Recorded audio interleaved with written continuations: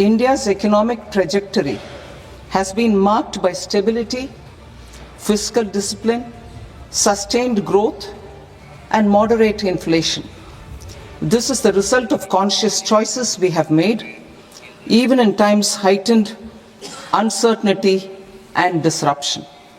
With our Prime Minister, which have inspired many of the proposals, making this a unique Yuva Shakti driven budget.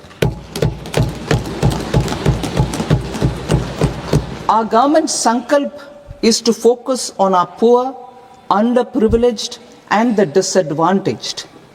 To deliver on this sankalp, and given that this is the first budget prepared in Kartavya Bhavan, we are inspired by 3 Kartavya.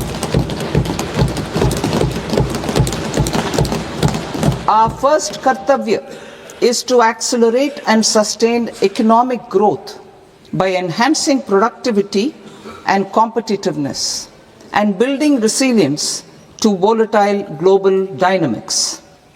Our second Kartavya is to fulfill aspirations of our people and build their capacity, making them strong partners in India's path to prosperity. Our third Kartavya, aligned with our vision of Sabka Saath, Sabka Vikas, is to ensure that every family, community, region and sector has access to resources, amenities and opportunities for meaningful participation. वित्त मंत्री ने सदन को संबोधित करते हुए कहा कि वैश्विक चुनौतियों के बावजूद भारतीय अर्थव्यवस्था की स्थिरता, राजकोषीय अनुशासन और निरंतर विकास को अपनी सरकार की उपलब्धि बताया। Reform Express. Our government has undertaken comprehensive reforms towards creating employment, boosting productivity and accelerating growth. After the Prime Minister's announcement on Independence Day in 2025, over 350 reforms have been rolled out. This includes GST simplification, notification of labor codes, and rationalization of mandatory quality control orders. High-level committees have been formed, and in parallel, the central government is working with the state governments on deregulation and reducing compliance requirements. The Reform Express is well on its way and will maintain its momentum to help us fulfill our Kartavya. I now move to specific proposals. Under our first Kartavya, to accelerate and sustain economic growth, I propose interventions in 6 areas. 1. Scaling up manufacturing in 7 strategic and frontier sectors. 2. Rejuvenating legacy industrial sectors. 3. Creating champion MSMEs. 4. Delivering a powerful push for infrastructure. 5. Ensuring long-term security and stability. And 6. Developing city economic regions. सरकार कह रही है कि विकास भी, सुरक्षा भी और आम आदमी को राहत भी। इस बजट में किसे क्या मिला, किसे क्या नहीं और भारत की अर्थव्यवस्था किस दिशा में जा रही है, वित्त मंत्री ने बजट की शुरुआत 4 बड़े स्तंभों से की। विकास की रफ्तार, रोजगार और स्किल, आत्मनिर्भर भारत, राष्ट्रीय सुरक्षा। सरकार का मानना है कि यह बजट ग्रोथ को तेज करेगा, रोजगार बढ़ाएगा और भारत को रणनीतिक रूप से मजबूत बनाएगा। वित्त मंत्री निर्मला सीतारमण ने बजट 2026-27 पेश करते हुए मिडिल क्लास को राहत देने का साफ संकेत दिया। सरकार का फोकस आयकर प्रणाली को और सरल, पारदर्शी और भरोसेमंद बनाने पर रहा। बजट में इस बात पर जोर दिया गया है कि न्यू टैक्स रिजीम को ज़्यादा आकर्षक और सहज बनाया जाए ताकि टैक्स पेयर्स को कम जटिलताओं और आसान अनुपालन का लाभ मिल सके। सरकार का कहना है कि टैक्स सिस्टम ऐसा होना चाहिए जहां ईमानदार करदाताओं पर अनावश्यक बोझ न पड़े। वहीं आयकर स्लैब में स्थिरता बनाए रखने का संदेश भी दिया गया है, जिससे टैक्स पेयर को पॉलिसी में निरंतरता और भरोसा मिले। कुल मिलाकर बजट 2026-27 में मिडिल क्लास को राहत का भरोसा, सरल टैक्स ढांचा और ईज ऑफ डूइंग टैक्स सरकार की प्रमुख प्राथमिकता के तौर पर उभर कर सामने आई है। सरकार का साफ संदेश है, महंगाई से लड़ाई जारी रहेगी। बजट 2026-27 में वित्त मंत्री निर्मला सीतारमण ने युवाओं को देश की सबसे बड़ी ताकत बताते हुए रोजगार सृजन को सरकार की शीर्ष प्राथमिकता करार दिया। बजट में स्किल डेवलपमेंट को सीधे उद्योग की जरूरतों से जोड़ने पर जोर दिया गया है, ताकि युवाओं को डिग्री के साथ साथ रोजगार योग्य कौशल भी मिल सके। नई technology, artificial intelligence, green energy और मैन्युफैक्चरिंग सेक्टर में नए अवसर पैदा करने की योजना सामने रखी गई है, जिससे आने वाले वर्षों में लाखों नौकरियां बनने की उम्मीद जताई गई।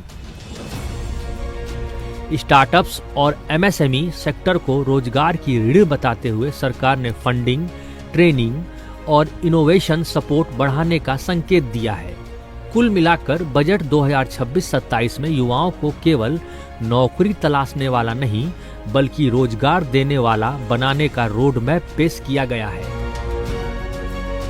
बजट 2026-27 में सरकार ने इंफ्रास्ट्रक्चर और विकास को देश की प्रगति का प्रमुख इंजन बताया। नई हाईवे परियोजनाओं, रेल नेटवर्क के विस्तार से कनेक्टिविटी बढ़ाने पर जोर दिया गया है। स्मार्ट सिटीज और डिजिटल इंफ्रास्ट्रक्चर को अग्रिम प्राथमिकता दी गई है, ताकि शहरी और ग्रामीण दोनों क्षेत्रों में विकास की समान पहुंच सुनिश्चित हो। पावर, ग्रीन एनर्जी और सस्टेनेबल टेक्नोलॉजी में बड़े निवेश से रोजगार और औद्योगिक वृद्धि के अवसर भी बढ़ेंगे। कुल मिलाकर बजट में भारत को टिकाऊ और गतिशील इंफ्रास्ट्रक्चर वाला राष्ट्र बनाने का रोड मैप पेश किया गया है। वित्त मंत्री निर्मला सीतारमण ने पेश किया रक्षा बजट 2026-27, जिसमें राष्ट्रीय सुरक्षा को सर्वोच्च प्राथमिकता दी गई है। इस बार के बजट में सशस्त्र बलों के आधुनिक हथियारों, मिसाइलों और एयरक्राफ्ट के लिए विशेष आवंटन किया गया है। हेलीकॉप्टर, ड्रोन और इंडिजीनियस प्लेटफॉर्म जैसे तेजस और कैट्स वॉरियर की क्षमता बढ़ाने पर जोर है। डीआरडीओ और इंडियन आर्मी के लिए R&D और आधुनिक तकनीक में निवेश बढ़ाया गया है, जिससे देश की सुरक्षा और आत्मनिर्भरता मजबूत होगी। नए हथियार सिस्टम, एयर डिफेंस नेटवर्क और अगली पीढ़ी के युद्धक विमानों के विकास से भारत की सैन्य शक्ति 21वीं सदी के खतरों के लिए तैयार रहेगी।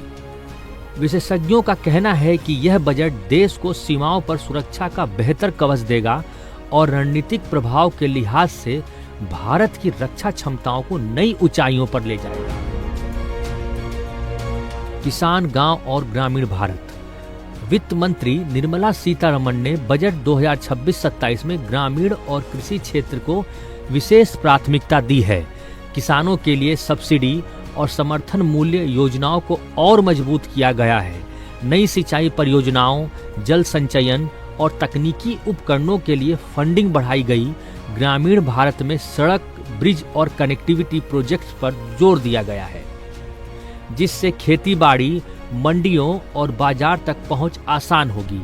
सरकार ने कृषि आधुनिकीकरण, फसल बीमा और ग्रामीण उद्यमिता को बढ़ावा देने की दिशा में कदम उठाए हैं। साथ ही महिला और युवा किसान को सशक्त बनाने पर भी ध्यान दिया गया है।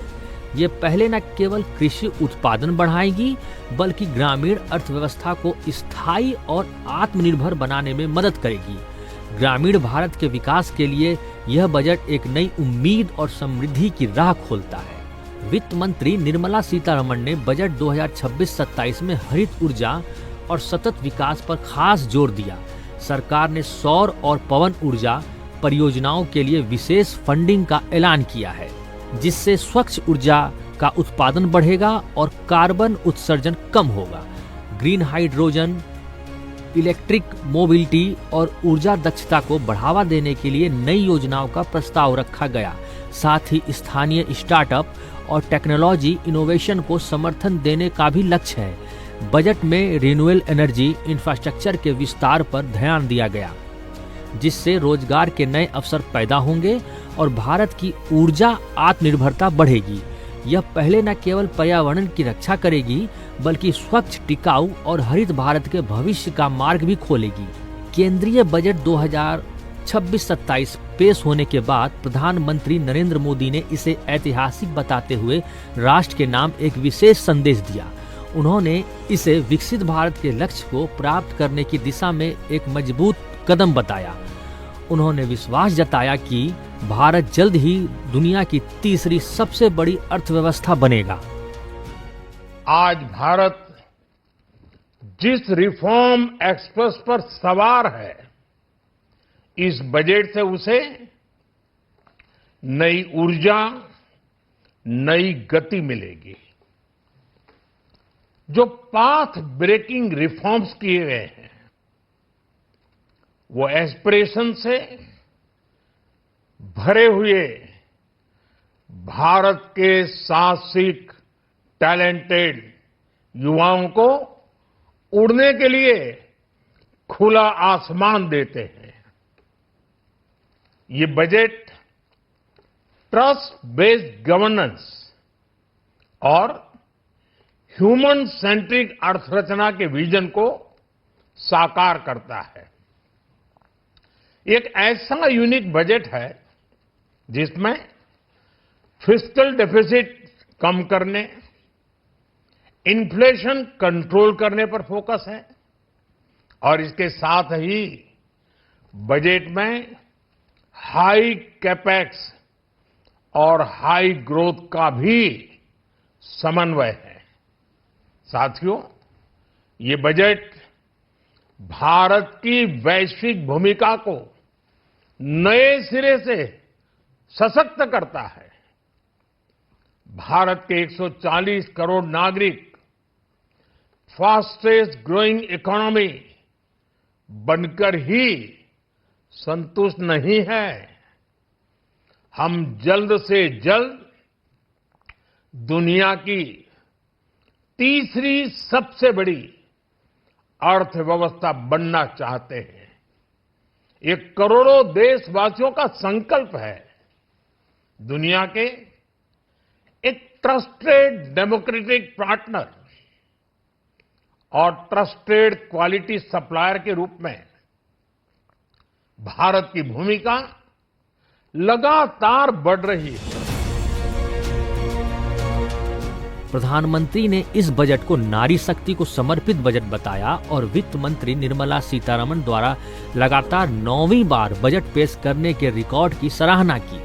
साथियों, हमारे देश में 10 करोड़ से ज्यादा महिलाएं सेल्फ हेल्प ग्रुप से जुड़ी हैं और बड़ा सफल अभियान रहा है। महिलाओं द्वारा निर्मित, महिलाओं द्वारा संचालित सेल्फ हेल्प ग्रुप्स का आधुनिक इकोसिस्टम बने, बजट में इसे प्राथमिकता दी गई है। कोशिश यही है कि हर घर लक्ष्मी जी पधारे। हर जिले में छात्राओं के लिए नए हॉस्टल बनाने का अभियान भी शिक्षा को सुलभ बनाएगा। साथियों, भारत की कृषि, डेयरी सेक्टर, फिशरीज, इन्हें हमारी सरकार ने हमेशा सर्वोच्च प्राथमिकता दी है। इस बजट में भी नारियल, काजू, कोको और चंदन की पैदावार से जुड़े किसानों के लिए अनेक अहम कदम उठाए गए हैं।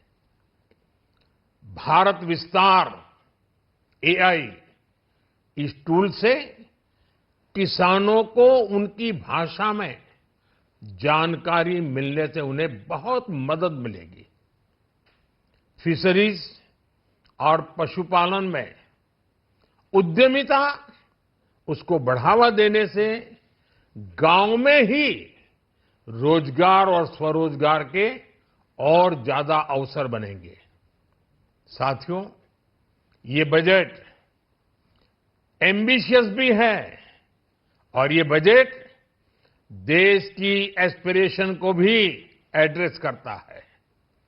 मैं एक बार फिर निर्मला जी और उनकी पूरी टीम को इस फ्यूचरिस्टिक बजट के लिए, संवेदनशील बजट के लिए, गांव, गरीब, किसान का कल्याण करने वाले बजट के लिए बहुत बहुत बधाई देता हूं।